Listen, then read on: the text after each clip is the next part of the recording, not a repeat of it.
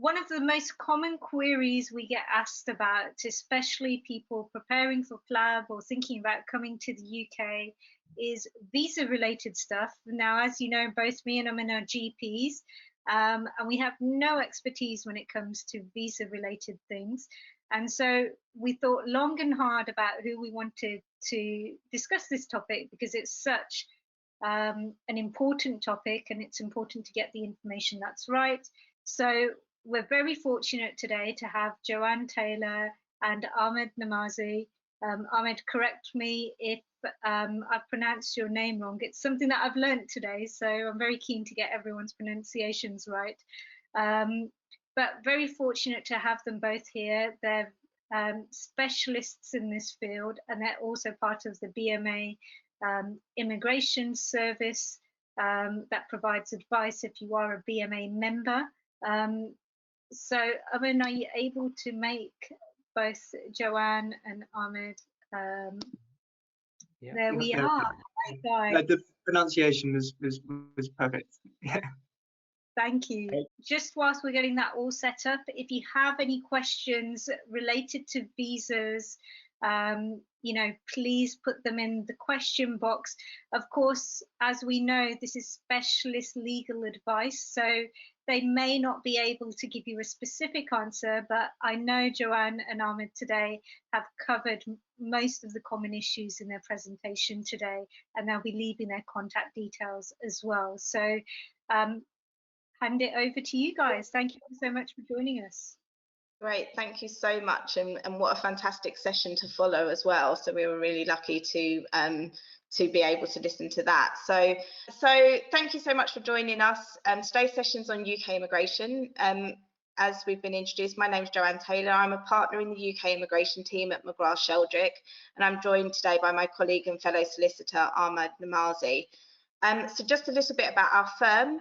We are a specialist immigration and employment law practice, and we're based in central London in the UK. We are ranked highly for the advice and assistance that we provide to many companies and individuals around the world. We'll be covering a really wide agenda today. So we'll be specifically focusing on key considerations for medical professionals from outside of the UK. Often immigration rules can be complex and fairly rigid.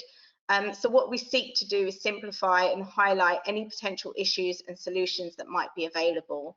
We'll first of all start with a look at sponsorship routes. So the student category, the brand new graduate scheme actually just introduced this week, so it is really new, and the skilled worker scheme that replaced the previous Tier 2 scheme in December.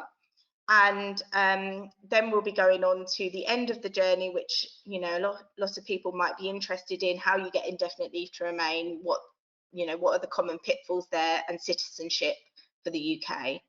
And finally, we have a fantastic BMA membership offer to share with you, so we're really excited to do that at the end of our presentation. So please do keep watching today, and we'll happily hang around for any questions that you may have as we go through. I'm going to pass firstly to my colleague Ahmed, who will talk through the sponsorship routes. So firstly, the main elements of the student category. Many thanks, Joe. Hello, everyone. And thank you, Aman and Pooja, for inviting us to talk today. So for those of you who are looking to study in the UK, or those of you who are now studying in the UK, for overseas nationals, you'll need to arrange a student visa. And for those outside the UK, you would make that application to the Home Office from your country of nationality or legal residence outside the UK, or in the UK if you're extending. And the application would be based on a Certificate of Acceptance of Studies, or a CAS, from a higher education institution.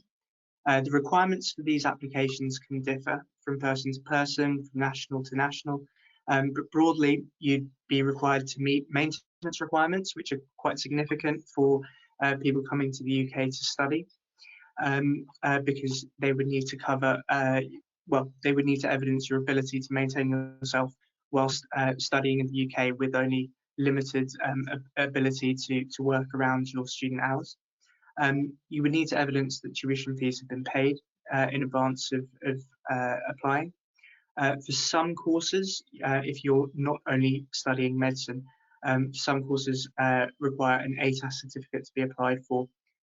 English language requirements need to be met, so that could be done through previous study through the CAS process and verified by the higher education institution, or you would need to meet the English language requirements independently.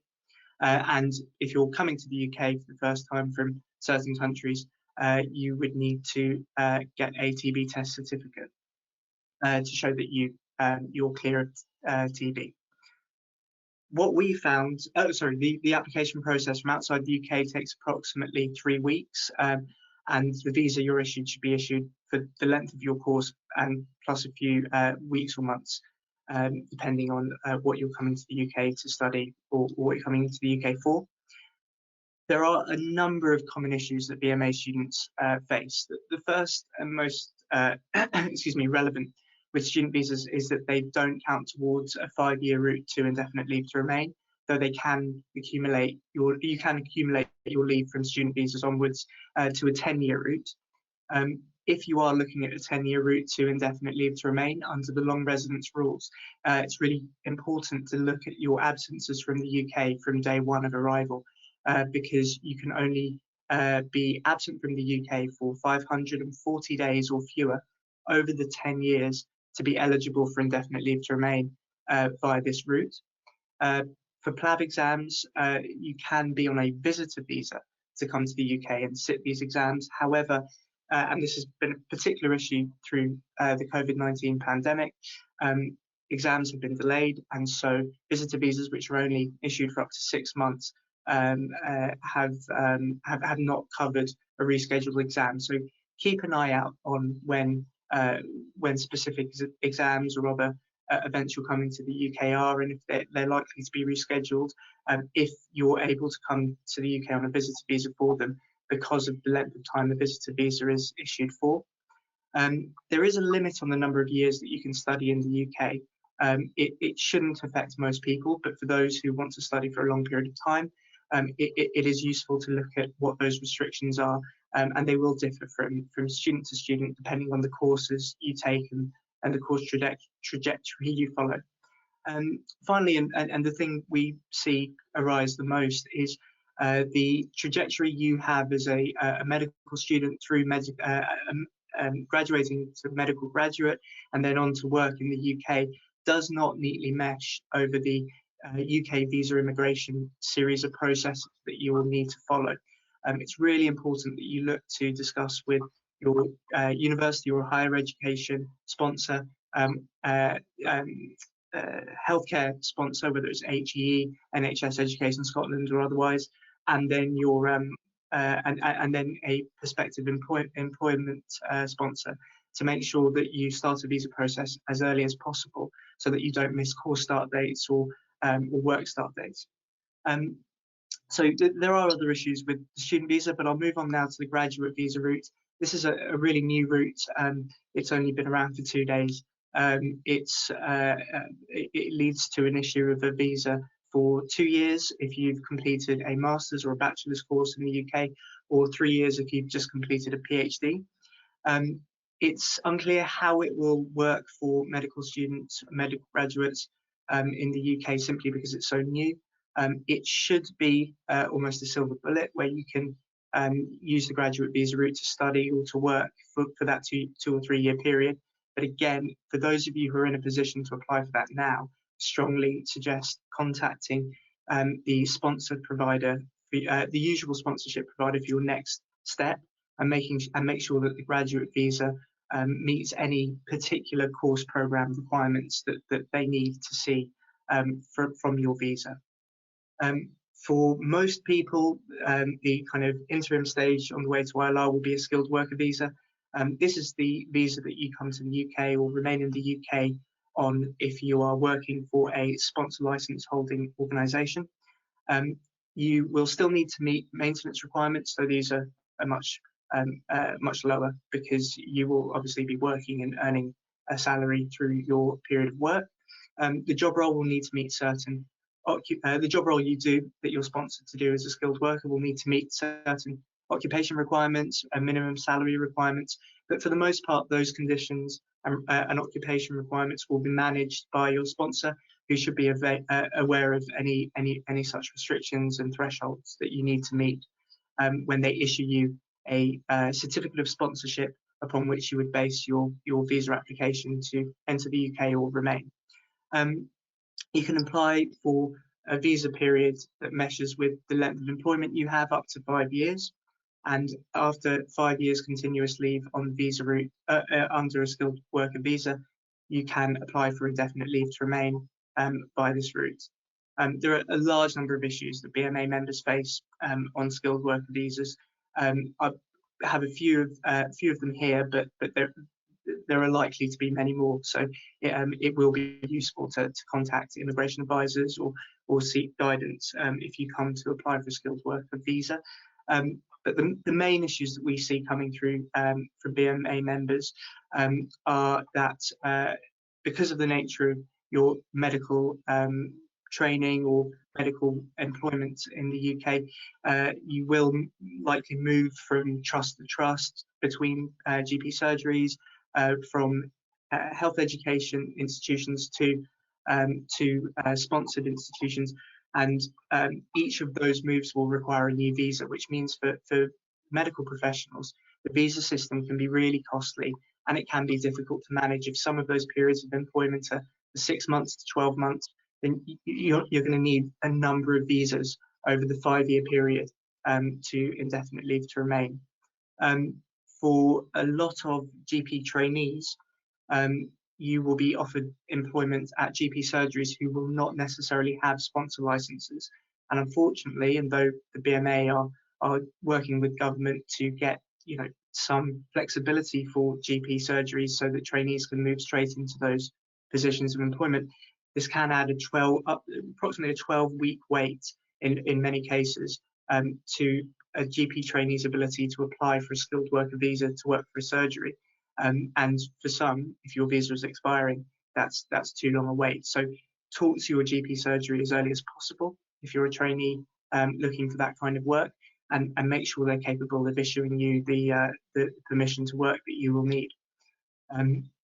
One issue we see from a lot of doctors, particularly who want to leave the UK, go on holiday or see family for extended periods of time, is that for those that are sponsored, they're required to have a period of unpaid leave for 28 days or fewer in any calendar year. Otherwise, their sponsor is required to terminate sponsorship. So if you, other than for some specific exemptions, if you are planning to leave your position of work for 28 days or longer, it's definitely something to discuss with your sponsor and try and manage so that your sponsorship's not terminated and you don't have to apply for a new visa to re-enter the UK and continue to work.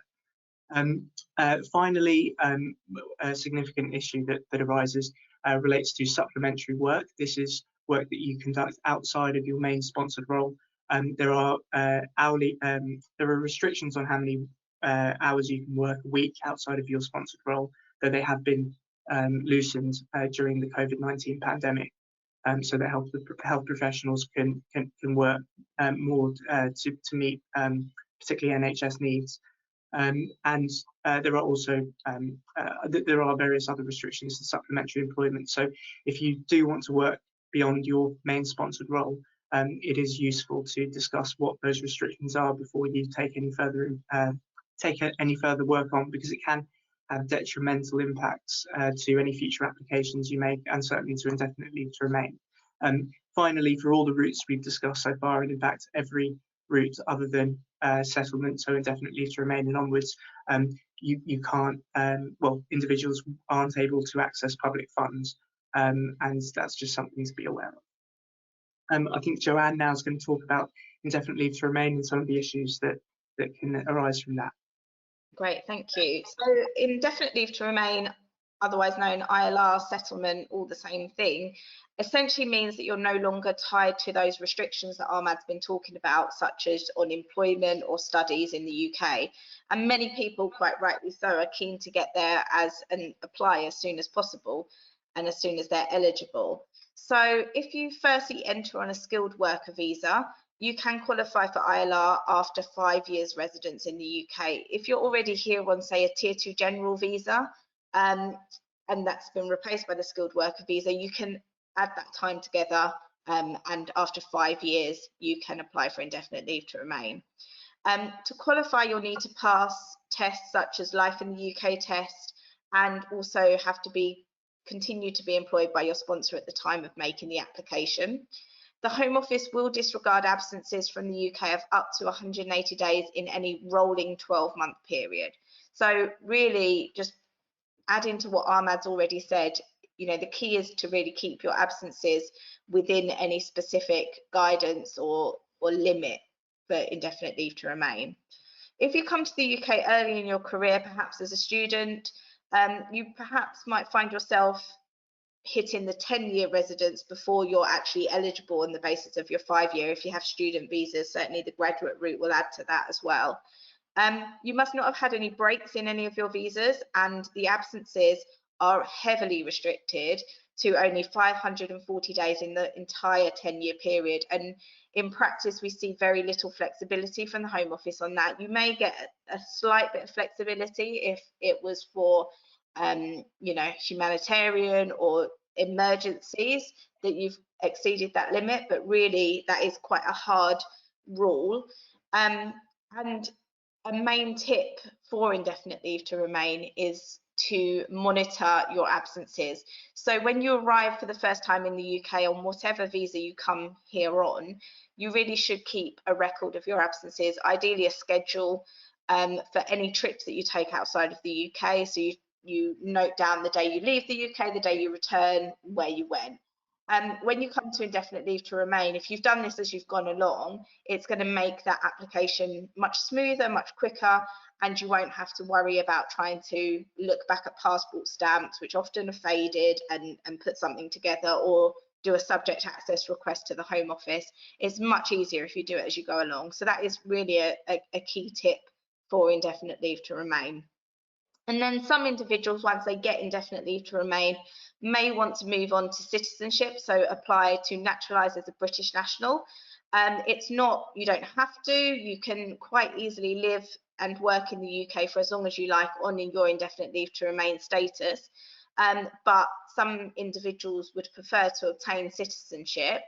And once you've got indefinite leave to remain and you've held it for 12 months, you can apply to naturalise as a British citizen. If you're married to a British citizen themselves, then you can apply immediately after you obtain indefinite leave to remain. And again, with this application, you will have to show any absences from the UK. So once you get indefinite leave to remain, if you do have to wait that year, then continue to monitor any absences. Make sure that you're not spending large amounts of time outside of the UK. Usually between 90 and 180 days outside of the UK in that last 12 months can be disregarded by the Home Office, and they will use their discretion. But it is really important that you continue to monitor that if you did want to move to citizenship. So I don't think we can stress it enough in terms of anyone that wants to settle or live in the UK on a real long-term basis, is just to monitor those absences and keep a record. So what we're going to do now is just summarise all the points we've gone over. I know there's a lot of information here, so we just wanted to summarise some of the main points and issues that medical professionals face. So Ahmad, did you want to just recap over the sponsored worker routes? Fantastic. Yeah, thank you, Jo. So just looking at student visas once again, again, just as a reminder, the sponsorship that you will be issued would be for each course, program, or eventually job role. So always be talking to the higher education provider, your employer, or UK university, etc., as early as possible, so that you can mesh as best as you can your medical journey with your visa journey.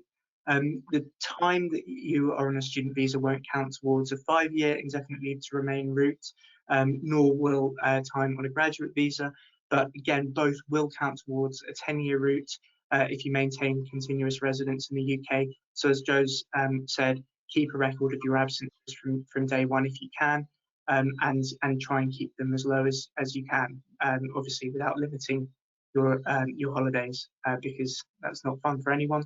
And there are some limits on the number of years of study that you can take in the UK. So for particular courses, make sure that you're talking to immigration advisors to see if that applies to you and how many years you can study for if you're planning on studying for a number of years. And also remember that if there are delays to exams that you come to the UK on a visitor visa to take, any delay for more than 6 months means you're likely going to need to leave the UK and apply for a new visitor visa or extend your stay as a visitor, which can be quite costly compared to the initial visitor application.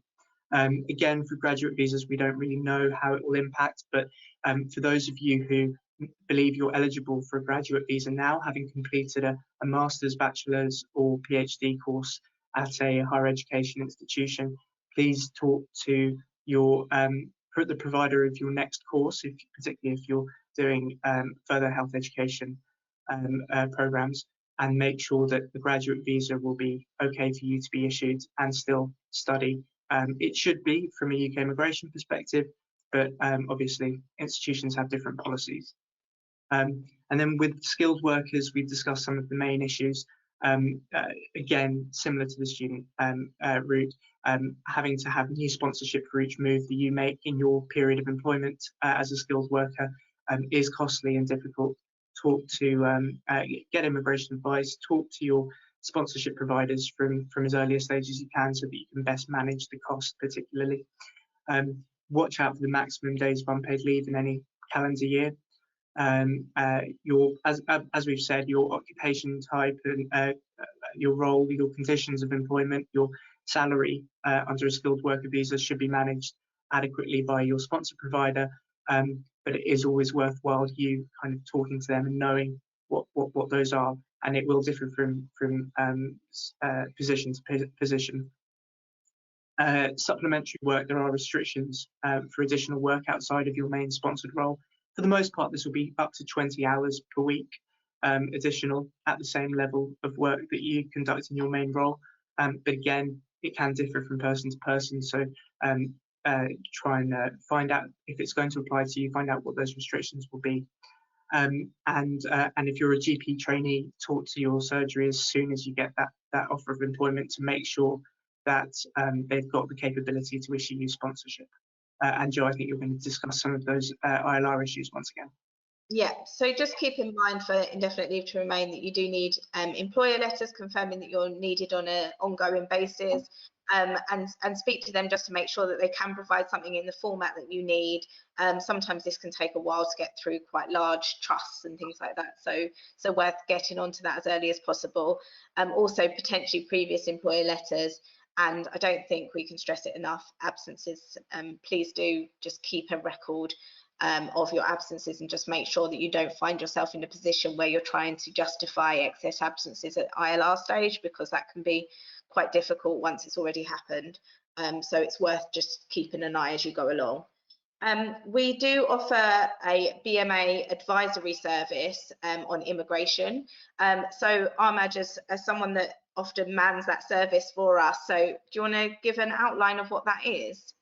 Yeah, absolutely. Thank you, Joe. So the BMA Immigration Advisory Service is a team that sits within the BMA who will take questions from BMA members on immigration issues that they're facing or that their family is facing, and they will send those questions to us, and then we will respond to each in turn. We have a team at McGrath Sheldrick who deal with BMA queries, and we will work through 200 to 300 a quarter, so it's probably 150 or so a month.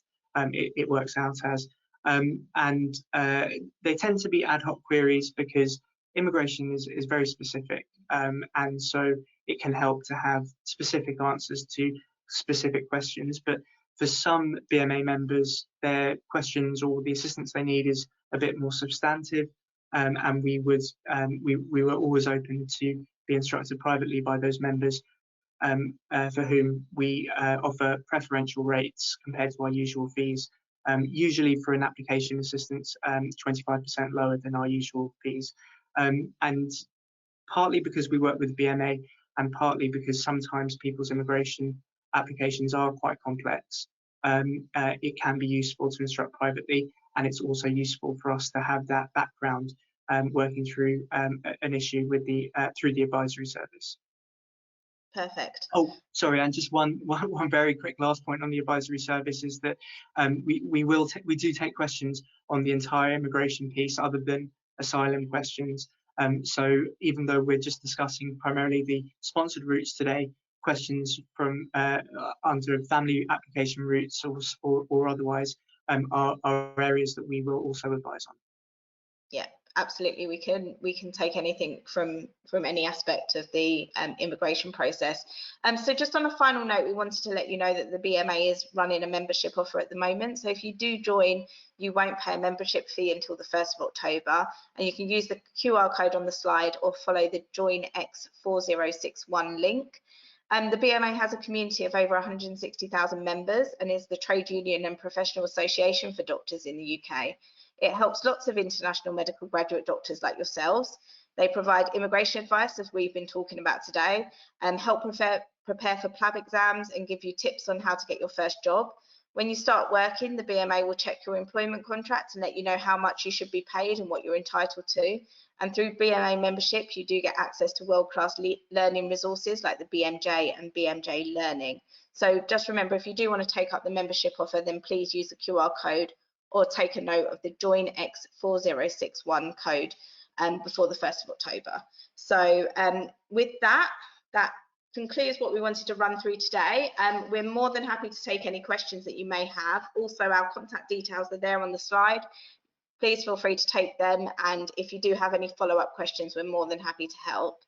And yeah, so was there anything we can help with? Well, thank you guys. I think that was really good. There's a lot of information to get into a short period of time, so you guys did really well to cram it all in and get the key points out, so thank you. We have had loads and loads of questions, and Ahmed, like you said, a lot of the questions when it comes down to this time of thing are quite specific and quite unique. So I wonder if it's okay if we can forward some of these questions across right now so they can be answered individually, because a lot of them are very specific and not going to be relevant to most others. Would that be something that you guys are okay with if we just fling a couple across? Yeah. Pooja, do you want to add anything generally? Yeah. So I suppose that we're supposed to be in our coffee break now. If we could just ask a few general ones, and that I think would help people, then we can put that across. Of course, anyone who's not interested from an immigration point of view, feel free to grab a coffee and come back. We will be starting the next talk in about 6 to 7 minutes. So one of the common queries asked is, can PLAB be given on a student visa? So can you take the PLAB? I think the difficulty would probably be getting that sponsorship. I think if you already have sponsorship and it's an additional exam, then it probably can. But what we tend to see is that it's usually a visit visa that people use, just because of the nature of the exam and coming over to do it as where it fits. But if you're already in the UK and you're looking to do that, it probably can be taken on a student visa. Unfortunately, it does depend on the circumstances and who's sponsoring you and whether you currently have a sponsor. Sure. And somebody's asked, does the 12 months time period for citizenship starts from the day one becomes eligible for ILR, or from the day ILR is granted? Because the ILR application is sometimes a lengthy process and it can take Oh, sorry. Yeah. So it would be from the day that ILR is granted. So it would be at the end of that. If it's 4 or 5 month processing time, you can get a priority service or super priority service that has now been reintroduced following following its postponement through the coronavirus pandemic, which I appreciate we're not out of, but you can now get a 1-day decision on an indefinite leave to remain application. But for those that take 4 to 5 months, the 12-month period in which you would need to be settled in the UK for starts from the day that ILR is granted. Okay. Just two more quick questions, which may not be quick, I appreciate. Are Tier 2 dependents also eligible for ILR after 5 years? Yes. So yeah, as long as you are eligible, so as long as you're in a Tier 2 general, which most people were, or you're a skilled worker now, yeah, they can absolutely apply at the same time if they come with you at the same time. If they have to finish their own 5-year period, so if they join you later, then they will have to still do 5 years from when they join you. So it may mean a slight extension for them if you become eligible before, but that's possible. There's quite a few questions regarding clinical attachments. I don't know whether you guys are familiar with that, but essentially it's kind of like a medical student observing in a hospital trust or even in a GP practice. So people have asked, could I do a clinical attachment on a visitor visa or on a graduate visa?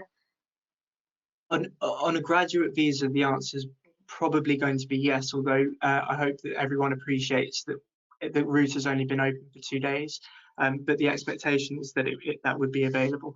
On a visitor visa, most likely not. It would depend on exactly what, I appreciate you've outlined what the